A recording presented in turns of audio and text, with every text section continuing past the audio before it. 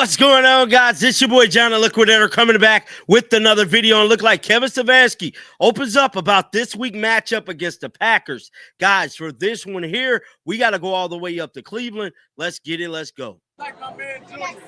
For real? Somebody call me Junior too. When I pulled up, I thought you was Junior. I got put him on first. Stop right here for me. You came back saying Go on and fill in.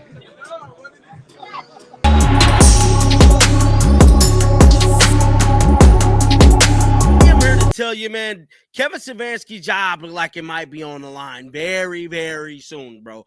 Because it's looking spooky for the 2025 NFL season, man. It don't look like the Browns is finna win a game, dog.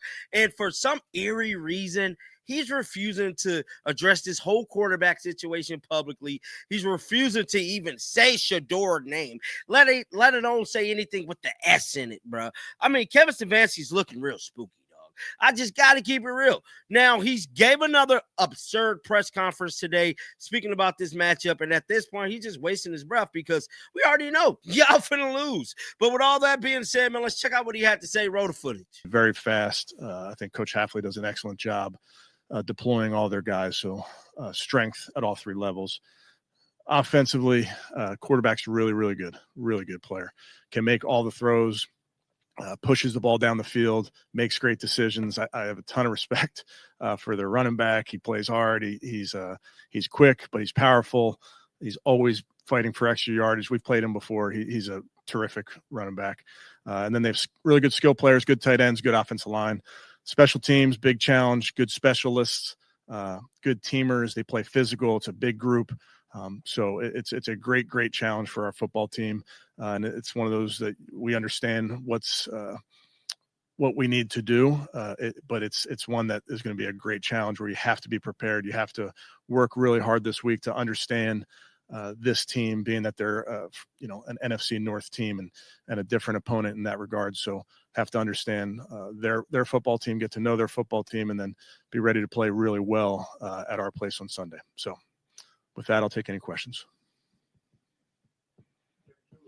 After the game, so the defense is playing so well that even if the offense isn't clicking on every cylinder, you just play good football, you're doing clean football that can work for you guys. So what do you think you do to clean stuff up so it's clean enough that you can support the defense?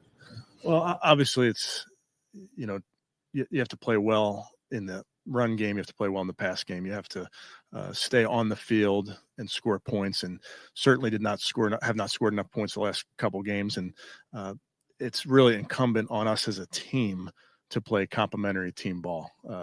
Of course, would like to play well on all three sides of the ball, and there's opportunities to always do that, but we got to play really good complementary team ball. So Tommy was talking about last week how the offense really still has to get synced up. What can you do at this point during a practice week when you're just going through your regular week to maybe put extra time and effort into getting things synced up that way? Well, I think we're 2 games into a season. I think every team you hope continues to play better throughout the year, and you play better each month. So we get an opportunity this week as a team and certainly as an offense to play better than we did the previous week. And in a given season, you have guys in and out of the lineup due to injury or whatever it might be. So you have to get those guys up to speed. But that's no different, I would say, for every team. Unofficial depth chart this week was Judkins #1 at running back. Are you ready to commit to him as the feature back? Yeah, obviously we're going to keep bringing Quinshawn along. But that unofficial depth chart, that's his doing over there. That's not mine. I have the official depth chart. Yeah. I asked you this Monday, and you said, "Well, we'll see how he gets on." Yeah, he recovers from the game, and he did great. Yeah, he's doing better. Want to continue to bring him along, Tony, from a conditioning standpoint, understanding all the nuances of the scheme, so that will only grow each week. Is not on the pre-practice report. Is he okay now? Or? Yeah, all these guys are progressing with their rehab, and we'll see how it goes the next couple of days. Green Bay creates a tremendous amount of pressure from their front. A ton of sacks, a ton of QB hits and pressures and things like that. How much of that is a byproduct of them adding Micah and I'm not asking you to give away any game plan or anything, but just the importance of trying to neutralize that where pressure has been a little bit of a issue.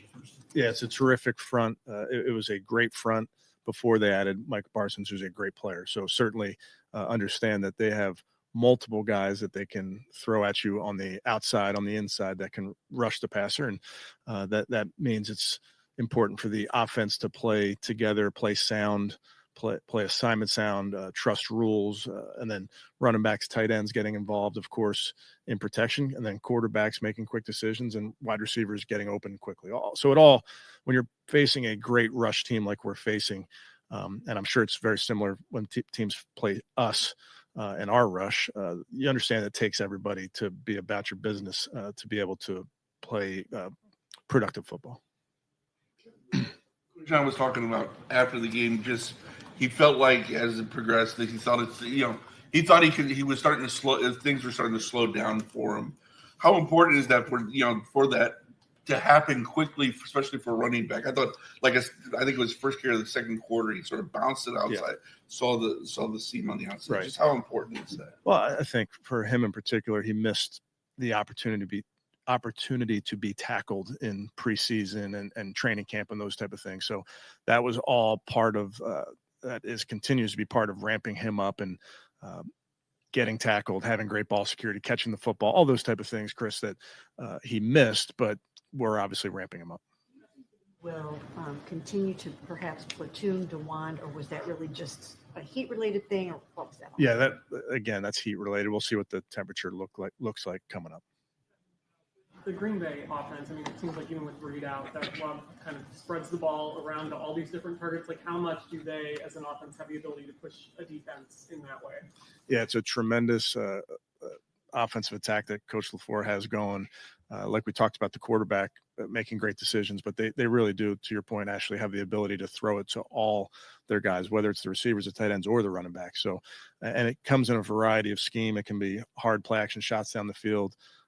They can spread you out very quickly with some of the things they do. They're an excellent motion team. So it's a great challenge, but there's certainly a number of guys on their offense that they try to get the ball to. Had leads of 17-3 in both games. As a play caller, what does that do for you when you have a 2-touchdown lead early in a game? Well, yeah, that's the goal. I think any team wants to play from out in front. It allows you to really run your entire offense, but lean into the run game. It also allows your defense to pin their ears back as teams try to catch up. When Micah was in Dallas, they moved him around a lot in that deep. I know it's only a couple of small sample size, but have you noticed Green Bay doing the same thing with him, or they sort of tried to, at least early on, keep him relatively? I would tell you, Chris, it's a small sample size. We have to expect him to be anywhere. He could be off the ball. He can be on either side. He can be up the middle. So there's really no telling on where they can utilize him, especially in a small sample size. Play caller and a game planner, when it's not going well for the offense, do you have to fight any kind of urge to panic or get over? Yeah, I don't know that panic is a word that really, for us as coaches or players, we focus on work. That's really what we hang our hat on. And I trust the group we have. I trust that we can get better from a fundamental standpoint, from a certainly schematic standpoint, and a lot of when you get some small improvements in a bunch of areas, it makes a big difference. On Jones, how is he playing? I know he had those 10 snaps when you arrested him, but how has he been playing? Yeah, young player getting better with each game. So I think he's improving. Ward, can you sort of explain what was going on? I know it was cramping, but and he's young, he's healthy. But you wouldn't think that Denzel Ward would have to miss most of a game because of cramping, or did you guys give him IVs? Yeah, I mean, I would tell you, it was warm. So these guys, you can fight those, and a lot of our players are excellent athletes, but that heat can certainly cause those type of things. Added 2 veteran offensive tackles to the practice squad. Conklin's ability to stay healthy. Are you concerned about it? Is that the reason to ensure if you have somebody else? I think you'll always see with our roster, Tony, you're constantly adding guys, some young, some older, to your point, to the roster. You're constantly looking at ways to improve it. But we're confident that Slow offensively. The defense has started fast. How do you prevent or, I guess, help the defense not get worn down? Well, again, I think it goes back to Darryl playing complementary football.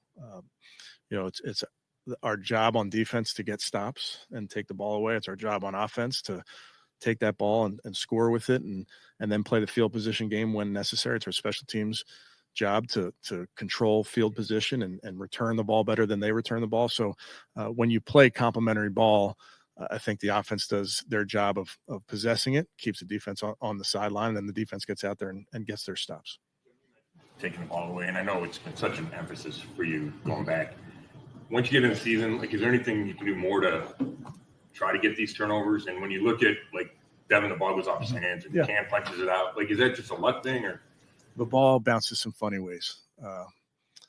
It's our job to run the football and play sound defense, and takeaways will come. What you don't want to do is go searching for a takeaway and not do your job on defense. So our focus is playing our defense, playing it with great effort, and then obviously taking the ball away in those moments when it allows us. But the idea that we want to just take it away, we want to play great defense and then take the ball away when we're presented those opportunities. It seems like these past couple of games, you guys have had difficulty pushing the ball downfield, getting those big chunk plays. What can you guys do on offense to really kind of create advantageous, shot plays? I think every week is a different challenge from a coverage standpoint, from a rush protection standpoint, and you have to find the schemes and obviously put the players in positions. There's also times when you're going to call those plays or try to get to those plays and the defense won't allow you to, and that's when you have to check the ball down, and something you'll see teams do, and certainly we've done over the years when you make plays when the defense takes away the deep shots. The last two times Gabriel's been on the field, the Rams game and the Ravens game, has been pretty impressive. Is he whetting your appetite to see him in a regular season? Yeah, that's not our focus, Tony. We got our focus is to put a game plan together to try to beat a really good Packers team. DeAndre still in the protocol. Would you think Isaiah remains the punt returner? We'll work through that. DeAndre's still in the protocol, but he's progressing. We'll see. He's going to do some stuff, and we'll see how it goes. That was Kevin Stefanski speaking about this weekend game against the Packers. I want to know your thoughts down in the comment section. I'm coming right back with a hell of a story. You do not want to miss it. And I'm telling you right now, it's going to break the internet. Guys, until next time, shake the haters off. I'm out of here, bro. Peace out.